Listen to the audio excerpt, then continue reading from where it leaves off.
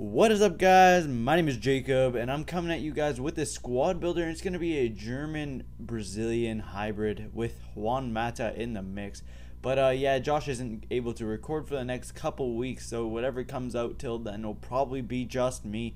But I wanted to get videos out to you guys anyways, because he is on vacation for spring break and all that, so we will record as much as possible together when he is back. But for now, we are not able to. So as you saw, we have Helton, Naldo, and Rafael in the back, with Dede and Fabio. The left back and right back are twins in real life, and they are absolutely insane, Fabio and Rafael. And also the center backs are very tall and able to score a lot of headers and save quite a few situations. And center defensive mids are also some Brazilians from the Spurs and Chelsea, and another two Chelsea players in the center attacking mid spots. We have Juan Mata and Marin.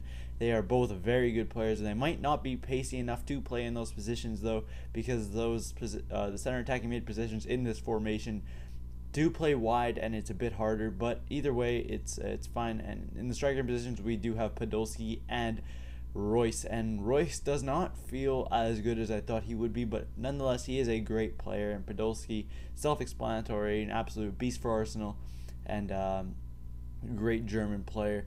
And the reason I wanted Juan Mata in the mix just because I wanted to try him out, and I thought, yeah, chemistry would be fine with him there. And our subs, we have a bunch of other players.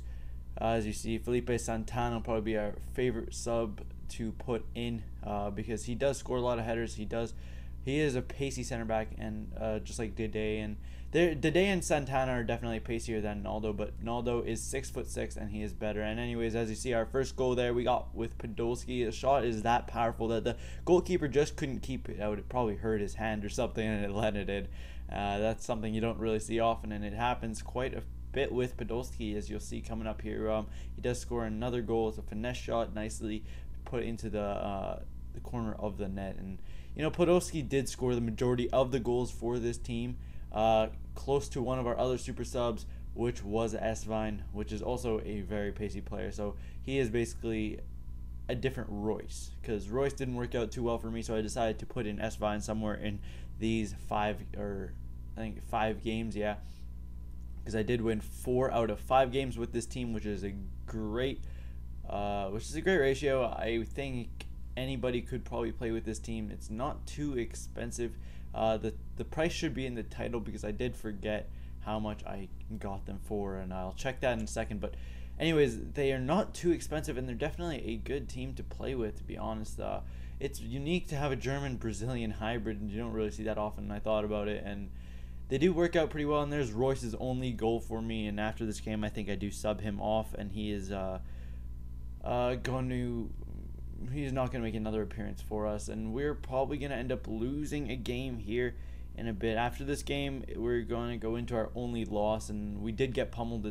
It's because just the guy was better than me. And anyways, right there you saw Podolski perform like a champion. You're going to see the replay in a second. I decided to keep the replay for this one because that was crazy how he decided to go for that header.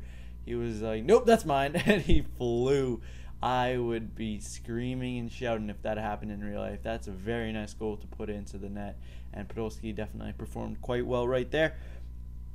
And anyways, he is going to get another goal soon here in the 45th minute, but until then, we're going to talk about, I guess, a couple more of the players that we did have on the pitch. And Luis Gustavo and Sandro, between them, I think probably Luis Gustavo was better, but Ramirez would be one of the more default center defensive mids that I would keep on the pitch, also because he has more pace, and he also gets back really far to help out, and he gets up really far to also help out. So he is a great player in center defensive mid, Ramirez. But out of the two, Luis Gustavo and Sandro, I would choose Luis Gustavo. He just performs better for me, and Sandro does have an upgraded card, to 80 rated upgraded card, but it still doesn't feel as good for me as it should.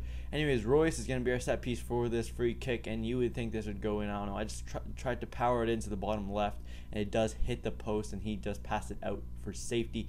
But that was a bad choice, because I have Felipe Santana on the pitch in this game, because I subbed, I think, Naldo off. And there we go, Felipe Santana getting an easy header. Sometimes he does hit it too high, but otherwise he is a good center back for pace, and he does defend quite well. If you have defending skills, there's no reason you shouldn't be able to defend with him. Anyways, a nice rocket with S-Vine there. Like I said, I was going to sub him on, and there he is in game, I think that's 4.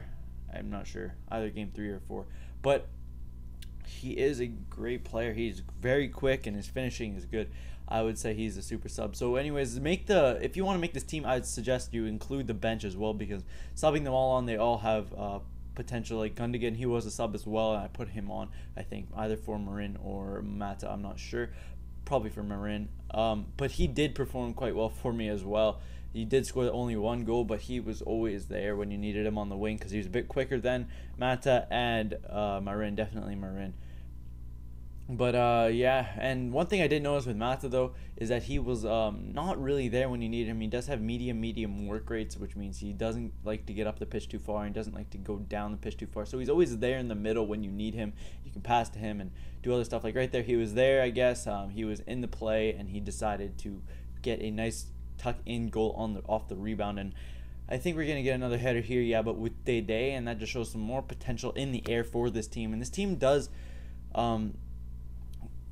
score quite a few in the air. They are good at the air shots, and Podolski, you saw him score, I think, a couple headers already so far. So yeah, you can see that the strikers as well as the center backs are able to score in the air and on the pitch, because honestly the shots of this team are incredible. The pace is somewhat incredible. I mean, you have the strikers, which are usually the strikers and center backs are the most pacey of them all, to be honest. The center backs might not be as pacey as like Juan or that Colombian one in the Russian league, but they are probably the best quality pacey center backs you can get, and they are definitely the greatest defenders I have ever used. Yeah, say that with pride, because yeah, they are definitely the greatest defenders I've ever used, and these strikers are quite pacey as well. The thing that I noticed with Podolski though is that he did not